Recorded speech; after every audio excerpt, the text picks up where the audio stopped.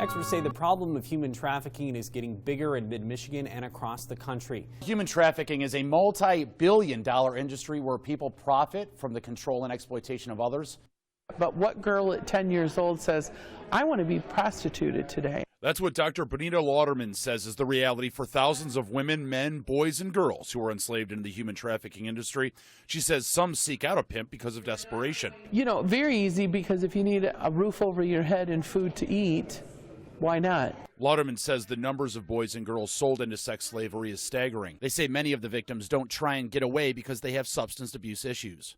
A lot of our human trafficking is connected with drug use. Lauderman says she's made it her life mission to help free any victim of human trafficking, but she says there's a lot of work left to do. Their life is sad. It's 100% sad. They get up, 1 or 2 or 3 during the day, and they go out and they have to earn money, and they're treated bad.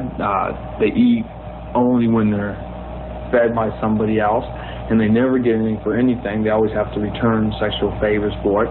They sometimes get beaten, they get robbed, they get pushed. The police abuse them, everybody abuses them. The national toll per year is in the thousands every year. Kids die violently because of this.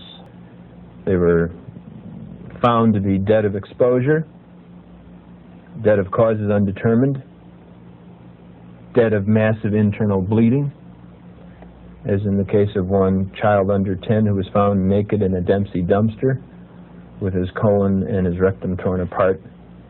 He was called not a homicide, but a victim of massive internal injury. He was fist raped. Yes. The way we talk about it, it's a power trip, and it's also a sadistic thing, because these kids are tortured and killed. The kind of individuals involved are down the line, almost in every instance, in the cases I've investigated, men who are very powerful, usually very wealthy, and usually administrate control over a large number of people. That's big business, it's crime, it's organized, but it's not the mafia. It's the pillars of our society. There is big business, organized crime. It's sophisticated, it's closely attached to the major financial, commercial, industrial, educational institutions of our society. It's run by the same people who run those. It's frequented by the same people who occupy management positions in those. It's not the mafia. It's an adjunct of clean business. It's serving the most respectable people we have in our society, the people who are the elite. I assume you can't name names at this particular time, but... Not if people haven't been apprehended yet. Right, okay. So we talked about legislators, congressmen, a senator, senators, people in the highest ranks of government at the state level. Now, are these just aberrations, or is this part of a widespread ongoing thing? I think it's very widespread,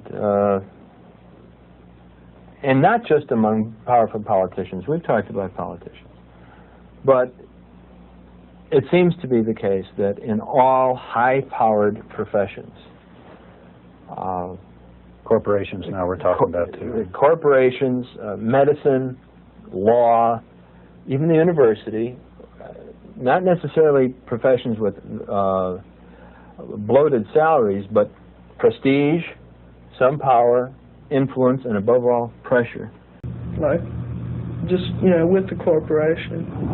And what's that? How's that work? Well, when their executives or, their business people are in town, they're sent to our apartment, and we entertain them while they're here. Okay, what's that entertainment usually involve? What do they usually demand, or what do they want? Well, it's all kinds of sex and perversions. There's no two alike. I've decided that. Everyone's in for something different, so I can't really stereotype the whole. All the men want different things?